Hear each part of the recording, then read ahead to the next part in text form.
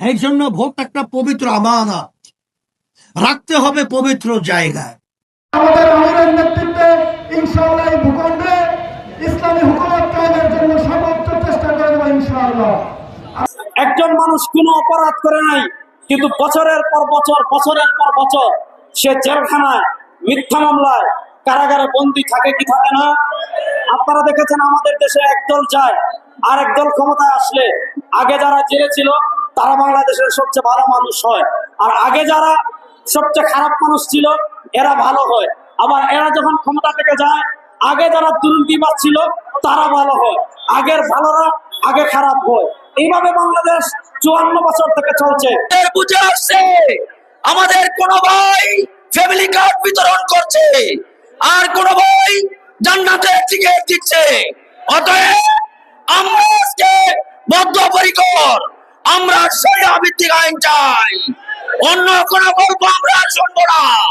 54 বছর আমরা অনেকের দুঃখায় পড়েছি, আর দুঃখায় পড়তে ইচ্ছুক না। স্থানীয় নির্বাচন জাতীয় নির্বাচন কিন্তু এক নয়। স্থানীয় নির্বাচনে মানুষ চিন্তা করে যত প্রার্থী দাঁড় হয়েছে এর ভিতরে কে আমাদের জন্য ভালো হবে তাকেই কিন্তু স্থানীয় নির্বাচনে ভোট দেয়। আর জাতীয় নির্বাচনে যারা এমপি হয়ে সংসদে যাবে তারা আইন পাশ করার ক্ষমতা পাবে। কোন আইনের মাধ্যমে এই দেশটা চলবে, এই আইন প্রণেতা হলো সংসদ সদস্য। এদের পরিচালনা আমরা পেয়েছি। এই দেশটা একবার দুইবার নয় 5 বার চোরের দিক থেকে দুর্নীতির দিক থেকে তাম দুনিয়ার মধ্যে এরা ফার্স্ট বানিয়েছে।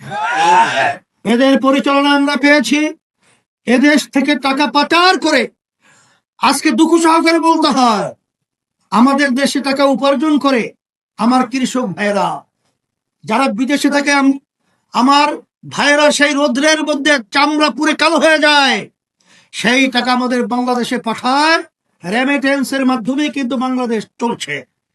আর যারা চেয়ারে বসে ওরা কিন্তু দেশের জন্য টাকা উপার্জন করে না, ওরাই ক্ষমতার চেয়ারে বসে আমাদের এই কষ্ট অর্জিত সম্পদগুলো টাকাগুলো বিদেশে পাচার করে বেগম পাড়া তৈরি করে। এই পরিবর্তনের জন্যই আমি আপনাদের কাছে এসেছি যে আমার ভাই মাওলানা আবু হানিফ সরকার, তাকে আপনারা চেনেন, আপনাদের সন্তান।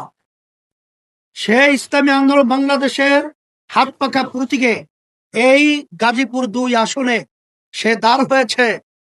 ভোট তো আমরা বারবার দিয়েছি, কিন্তু যেই ভোটের মাধ্যমে দুর্নীতিরা দুর্নীতি পাওয়ার সুযোগ পাবে, দুর্নীতি করার সুযোগ পাবে, যেই চাঁদাবাজরা ভোটের মাধ্যমে চাঁদাবাজি করার সুযোগ পাবে, যেই টাকা পাচারকারীরা আপনার আমার ভোটের মাধ্যমে টাকা পাচার করার সুযোগ পাবে, যাদেরকে ভোট দেওয়ার পরে আমাদের মায়ের সন্তানগুলো কোল হারা করবে, এদেরকে যদি আপনি ভোট দেন তাহলে আপনি জেনে রাখেন আপনার দুনিয়াতেও ক্ষতিগ্রস্ত হবেন, আখেরাতেও ক্ষতিগ্রস্ত হবেন।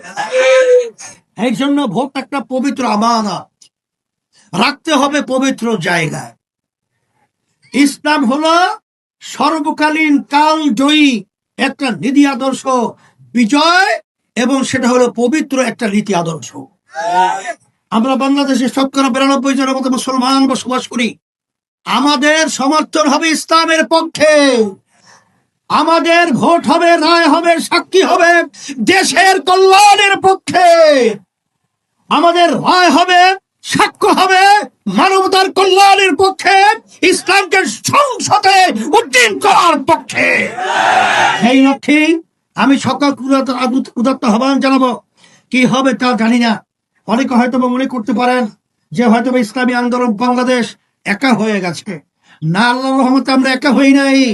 আমাদের সাথে আল্লাহ আছে, আমাদের সাথে ইসলাম প্রেমিক বাংলাদেশের মানুষ রয়েছে, আমাদের দেশের বাংলাদেশ যারা ভালোবাসে সেই দেশ প্রেমিকরা রয়েছে। এই জন্য আমি সকল উদাত্ত আহ্বান জানাবো, আসেন আমরা সবাই একাকার হয়ে, নির্বাচনে কিন্তু বেশি দিন বাকি নেই, আমরা রুটিনকে ভেঙ্গে দিন রাত্র পরিশ্রমের মাধ্যমে আমরা আমার ভাইদের কাছে যাব, আমার মা বোনদের কাছে দাওয়াত পৌঁছাবো এবং ইসলামের হাত পাকা প্রতীককে আমরা বিজয়ের জন্য আমরা ভোট দেব এবং তাদেরকে ভোট দেওয়ার জন্য আমরা চেষ্টা করব।